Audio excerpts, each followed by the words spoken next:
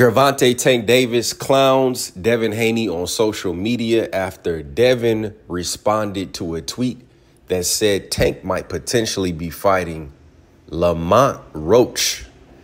And Devin retweeted that and put a bunch of laughing emojis. And soon after, Tank responded to Devin and said, "Nah, let's keep laughing at you because your face hate to see a left hook coming." So they're back on social media going at each other. I hope that means that we're getting the fight in 2025. Shakur Stevenson is in Gervonta Tank Davis's weight class. It will be a unification.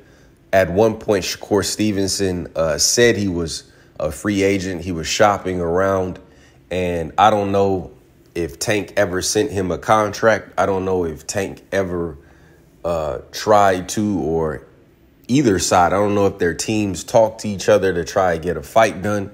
So here we are. We come right back to Devin versus Tank. I don't recall Tank responding to anything that Shakur did or said after he beat Artem in July, and he was free August, for the rest of July, August, and then most of September, right? And then he finally announced that he was fighting Joe Cordina. Threw that fight away because, one, it was a lackluster fight, and then on top of that, Shakur got hurt in sparring. So now he's on the recovery. So, again, I hope that means that Devin and Tank are going to fight next.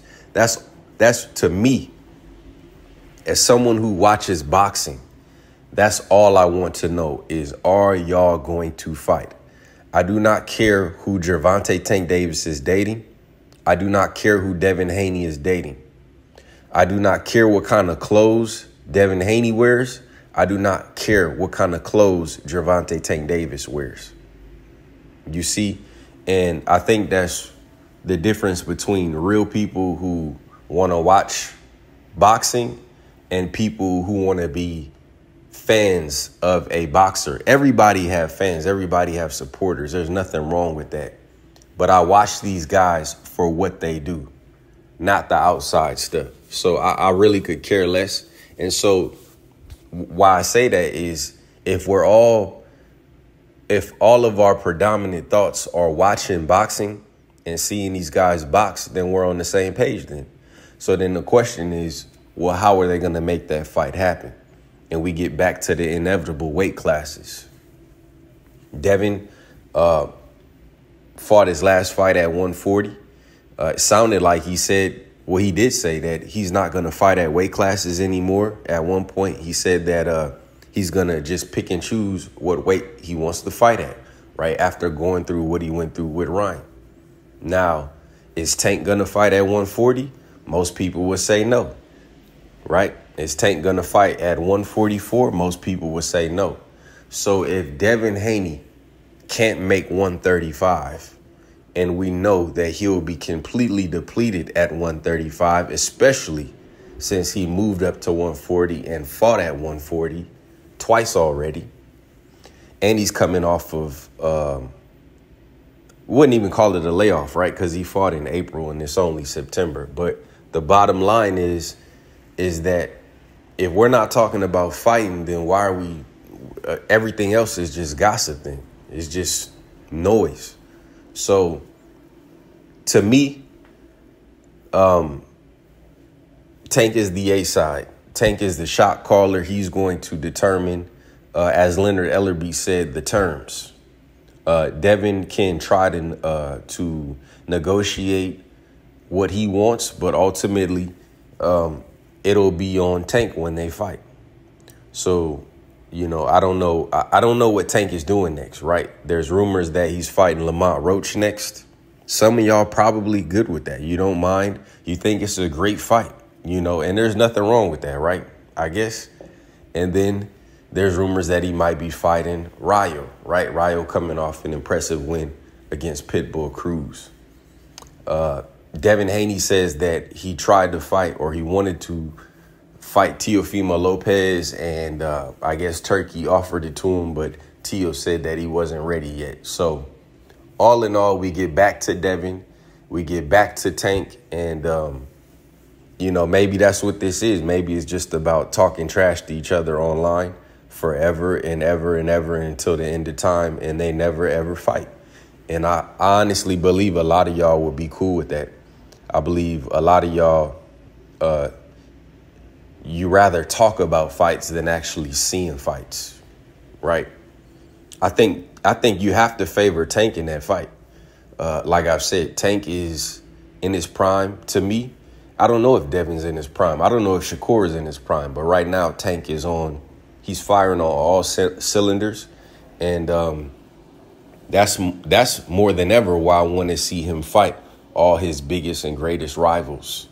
I thought that Ryan was no match for Tank going into the fight. I thought that was I said that Tank would retire Ryan. I'm surprised. Well, I wasn't surprised he didn't, because Ryan got out of there with the swiftness before he could take any punishment.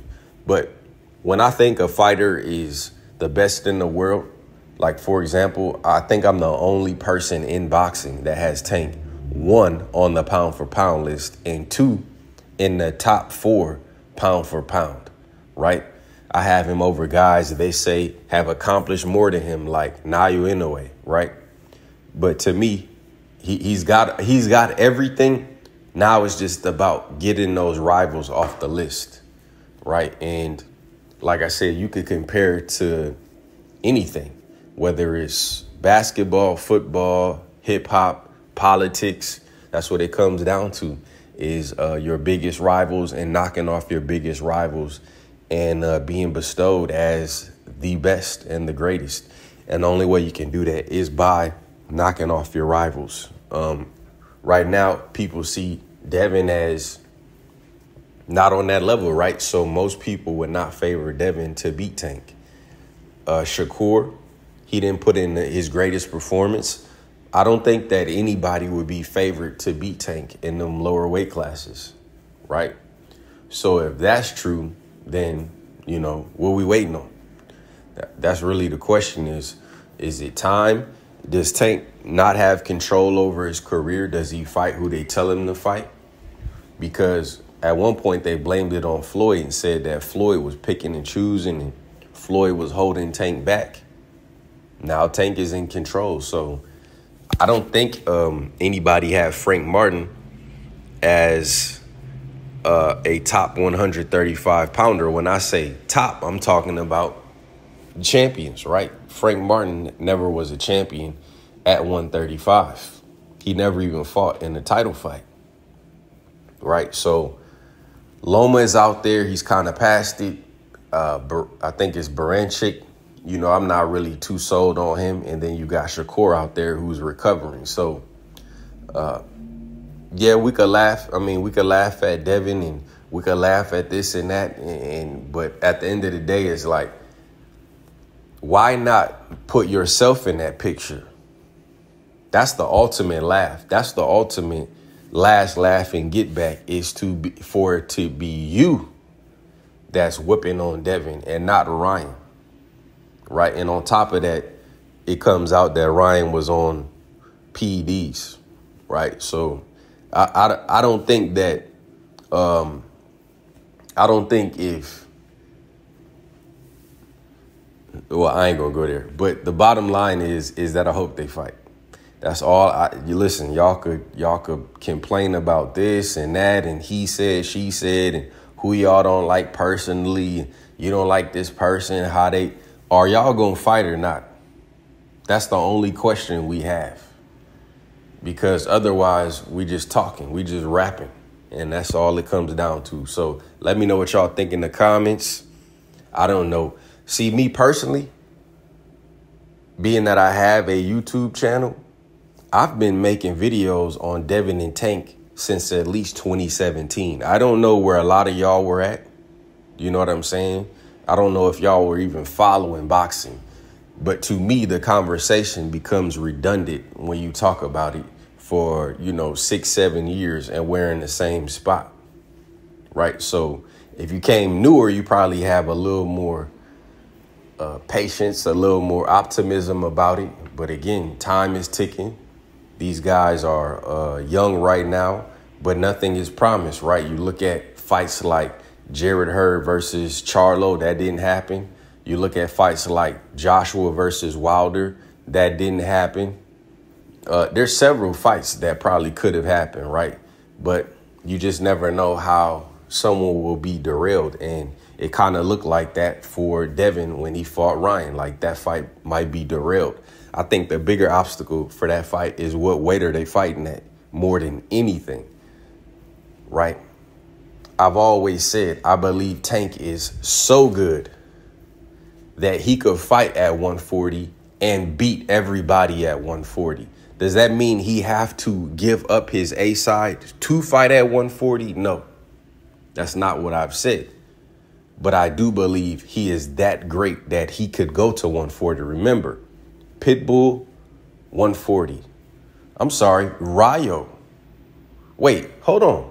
So Tank will fight Rayo at 140, but not Devin? Oh, man. Rayo, 140.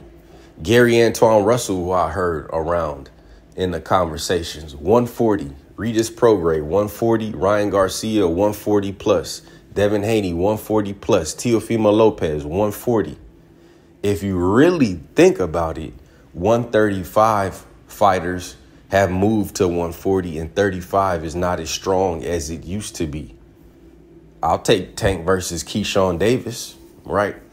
But, you know, everybody has told me that, you know, you can't make Tank go to 140 as if it's a chore to him, as if he couldn't cook right there at 140, right? So, I mean, it just comes down to what do y'all want, right? I would love to see Tank Tio. I would love to see Tank versus Devin. Tank versus Ryan rematch. Again, where are they going to fight at? Ryan said he can't get below 143. So how will Tank, and Tank's biggest fight is the Ryan rematch. It is. So how will he fight Ryan without moving up to 140 at least? I mean, Devin was at 140 against Ryan. Ryan blew the weight intentionally, knowing he can't get below 143. So there's some big questions there. But until then, we back on Twitter, bro. We back on the Twitter with it, dog. Let me know what y'all think in the comments. It's the baddest brand in the land, Champ Side. Peace.